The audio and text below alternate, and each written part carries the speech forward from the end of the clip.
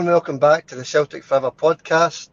Today we're going to have a look at Celtic's game tonight against Feyenoord in the Champions League. Just a wee 10-15 minute video and we'll have a wee chat about it. I've got John with me tonight to go over everything Celtic regarding tonight's game. How are you doing, John? Aye, all good, thanks, Xander. How's yourself? I'm good. Looking forward to the night's game. A good game, I think. I hope it's at least close. You looking forward to it yourself? Like I keep telling you, I never look forward to Champions League games. It's no a competition that I look forward to for reasons we all know. But I always look forward to seeing the game kicking off and all that. Just watching Celtic coming out. The more the game goes on at nothing each, I think it gives us a wee chance. We get to half time now. I think we've got a chance of a wee draw tonight. Well, as I say, we're up against Feyenoord, the Dutch league. Obviously, they're flying just now. I think they're unbeaten in the league. They're unbeaten at home. I know that much. They've had 2 wins and 1 draw at home, so they're unbeaten at home. And obviously, that's where we're playing them tonight. So it's going to be really tough, I would think. But as you say, if we can keep it tight, keep it close, nothing each at half time, something like that, or even maybe a narrow 1-0 lead at half time. You never know how the game could end up. But right now, as it stands, I would gladly take 1 point coming out of that game. Maybe yourself, John. Be delighted with a point, Xander. Absolutely delighted. Are we going to get it? We can only hope. And we can only wait and see what happens. I can see Celtic scoring tonight. Because I predicted a 2-2 draw, so let's hope that comes true. If not, then I don't know. Is it the end of the world? The league's the most important thing for us, isn't it? That's the start of the season. I'm always thinking we need to win the league. That's always most important to me. Champions League's just it's bonus games, isn't it? You get to see these prestige clubs as well. You get a wee chance to look at how Celtic compare to them. I suppose that's all you can look at, really, innit? Use that as a guide, see how Celtic are doing against these bigger clubs. I wouldn't say Feyenoord are a bigger club than Celtic, but they certainly get better players. Yeah. Oh, so we're led to believe. We know Dutch football's on the up. So it's good to always compare Celtic to the so-called bigger teams, shall we say. I don't think Feyenoord's a bigger club than Celtic, incidentally. No, they are. But they're obviously a team in form. They're flying. As you said in last week's podcast, they're a lot better than PSV Eindhoven. Look at PSV Eindhoven done to Rangers. But you're saying you think Celtic will score the night. I think Feyenoord are going to score as well, aren't they? Because they've scored 19 goals already this season. They've only played a handful of games, 3 or 4 games. They've scored 19 goals. So they're absolutely flying up front. They're banging in goals for fun. So the defence will need to be locked tight tonight, I would say. Aye, well, that brings us to the starting lineup, obviously. And we'll start with the defence, like we says. You went for Lagerbielke, didn't you, starting the night? Aye, I think Brendan will start Lagerbielke. Him and Scales together, they've no lost a goal yet, so he might go with that partnership. He could go with Phillips. I'm not totally sure. The team lineup will be announced in about 2 hours, so we'll find out then. But just an early prediction on the lineup. I think he'll go with Lagerbielke and Scales at the back. Aye, well, Scales and Phillips also haven't lost a goal between them. They've only played one half of a game, mind you. But see, I'm thinking Phillips for the experience. Don't know if Rodgers will go for experience over youth. I'm not sure, but I'm going for Phillips and Lagerbielke with Greg Taylor and what's his name, Alistair Johnson. Well, we'll just do what we think at the same time. So I'll say the same. Lagerbielke, Scales, Johnston, and Greg Taylor. I mean, there isn't really anybody else apart from Alston you could put in there, so that's same as I think as regards to the back four, and obviously Joe Hart in goals. Aye, now Ralston's not getting a start. We can promise ourselves that. Centre of the park, Calmac, Hatate, O'Reilly. Aye, now, I hope you're right, but I actually think he's going to go away McGregor, O'Reilly, and Turnbull. I think he's going to start Turnbull tonight. Oh, don't say that. You can't. Nah, Why not say that? He scored a lovely goal. He scored a lovely goal at the weekend. Put us in the lead against Dundee. Nah, he shouldn't be. I don't know, leading with the scare tactics, Xander. You know. No, I just think he's going to start. He likes Turnbull, obviously. He's got a wee soft spot for David Turnbull. So I think he's going to start him tonight with Matt O'Reilly in the centre of the park. I think he better toughen up that spot, because it's no for me, and it's no for probably most Celtic fans. Nay harm to the boy, but like we keep saying, he's just no Celtic class in my opinion. Hatate, on the other hand, a Rolls Royce player. He is a Rolls Royce player. He's an outstanding player, young Hatate. I'm just saying Turnbull because he started him in every game, didn't he? He started Turnbull in every single game this season. So why would they change it tonight? Well, he only started him because Hatate wasn't fit. And saying that, Hatate was fit at the start of the season. He still started Turnbull, didn't he? Aye, that's it. No, I think he'll start with Hatate. He can't go with Turnbull tonight. No, when you see the class that Hatate brings to the park, the lift it gives the whole team, if he can't see that, then he shouldn't be Celtic manager, in my opinion. I'm not saying get rid of Rogers. I'm just saying if he can't see that Hatate is a Rolls Royce player next to Turnbull, then he shouldn't be a manager of any team. I totally disagree with that, to be honest with you, John, because he started Turnbull at Ibrox and we beat them. You know, Turnbull isn't the player that Hatate is. I'll agree with that, but he is a player. He has got some attributes about him. I know he's a bit slow and laboured and passes the ball side to side, but he has got a finish on him, hasn't he? He has got a finish on him, but the Turnbull started at Ibrox, but for me, he was easily the worst player on the park. He got 2 caps half time, so I mean,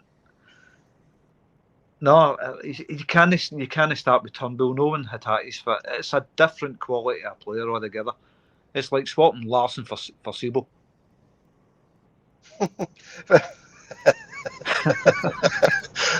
Poor David Turnbull. No, well, I think it all depends on what style we play tonight, with formation, if defensive, attacking. If he's going to sit in, try and defend, then Turnbull would be better than Hatate, I think, because Hatate's a more forward-thinking, attacking midfielder. Aye, but Turnbull as well, Xander, he doesn't do any defending, he can't defend. You've got to look at all sides. Hatate can defend, on the other hand. He can get back and defend. Hatate's the full package for me as a central midfielder. So how do you think Celtic will go about this tonight? Do you think they'll sit in, defend, try and stop Feyenoord's flair players for attacking and whipping balls into the box and scoring goals like they've been doing every game this season? Or do you think we'll play our usual attacking style, all out attack? Well, it's no Postecoglou that's in charge anymore, is it? It's Rogers, but I think he's going to go a bit more defensive tonight. Counter-attack. He did it well at Ibrox, defended in the second half really well. The whole team defended well and hit well on the counter-attack. So we could see some more of that, I think. No. Because the last thing you want is going out there and getting absolutely leathered by trying to attack constantly. But I like the way Jan's handled Europe. I like the way he just went out and attacked. Why not? That's what you're there to win a game, aren't you? No, it's as long as you're not getting hit with these 4, 5 and 6-0 defeats, because it's totally demoralising for the fans and it's totally demoralising for the players. So we definitely don't want that tonight. Even if we come away there with a respectable, narrow defeat, a 1-0, something like that, and we've been unlucky and hit the post, etc. You know, it's better than getting pumped 5, 6-0, which it totally deflates everybody. And then if we come away there with any sort of point, it's a massive bonus because Feyenoord are an outstanding team. But we've said that already, so we'll move on to the attack. Who's your attacking three? Well, before we go into that, well, I agree with what you said. As long as we leave that stadium tonight with our dignity intact, sorry. That's what I'm looking for. If we leave there, beat 1-0, I'd be happy with that rather than getting beat 5-6-0 like you said. Go out there with a 1-0. It's not a great result for Celtic, but the players leave with their dignity intact and the fans don't feel as bad. So, Aye. But I think I'm going for a draw anyway, but that's what I'm hoping for. Aye, obviously, nobody wants, well, no Celtic fans wants us to get beat. Obviously, we're just saying 1-0 would be better than the 6-0. But maybe we're giving Feyenoord too much credit here, saying they could beat Celtic 6-0, because Celtic are a good team as well, obviously. And we're not there just to make up the numbers. We're there to compete, and we're there to go. We're all there to go and try and get the 3 points and bring them back to Celtic Park. But moving on to the forward line, John, I think we know who the forward line's going to be. Who's your front three? The same as what started on Saturday. Yang, Kyogo, Maeda. No place in the team for Palmer? I don't think so yet, no. He's only played 20 minutes for Celtic or whatever it was so far, 15, 20 minutes he's played. I can't see him getting a start. But I think he might make an appearance. He'll be on the bench. Aye, he'll make an appearance later in the second half. The other boy, Bernardo. Or Bernardo. Is it Bernardo his name is? Bernardo, aye. Bernardo. Might see another appearance for him as well. The boys a wee shot in the Champions League, see how they get on. Second half late on, maybe. Yeah. Who's the other wee midfielder we signed who played no bad? We've not seen him for a couple of weeks. The wee boy in midfield. Home, that's him. Aye. So we've not seen him. Why he's not even been coming off the bench. Well, he came on for Turnbull at Ibrox, didn't he? Home. He did really well. Aye. He played brilliant. Aye, he done a brilliant job at Ibrox. Aye. And he's not kicked a ball. Well, we've only played one game since Ibrox. That was against Dundee, but he wasn't anywhere near the team against Dundee. Maybe he's keeping him for the night. Well, you never know. As I say, the team will be announced in a couple of hours, so we'll find out then. Oh well. I can only hope we Sherlock has done his investigation. That was poor. That was not your best one. Nah. That was all right. Does the job. You got to laugh at it, I suppose. That's all you're looking for, isn't it? My front three is the same as yours, obviously. Maeda on the left, Kyle got up front, and Yang on the right. So no change there. Practically the same teams as we played against Dundee. For me, it's the same team because I'm picking Turnbull over Hatate. So for me, it's the same team they played against Dundee. Yours is just slightly different. I can only say I hope you're wrong there, but I don't think so. I think Hatate's got to start the night. You can't leave a player that calibre on the bench. You just can't. For me, he's the Celtic midfielder that's irreplaceable. And I think this whole Celtic team get a huge lift when he plays. So to play Turnbull ahead of him in a Champions League night when he's probably our best player is absolute folly. You can't do it. Aye, okay. That's the team lineups anyway. So we've went through that. So back to the result, John. Back to what we think's going to happen tonight. How do you think the game's going to pan out? Do you think it'll be nothing each at half time? Do you think Feyenoord will win the lead? How do you think it'll pan out?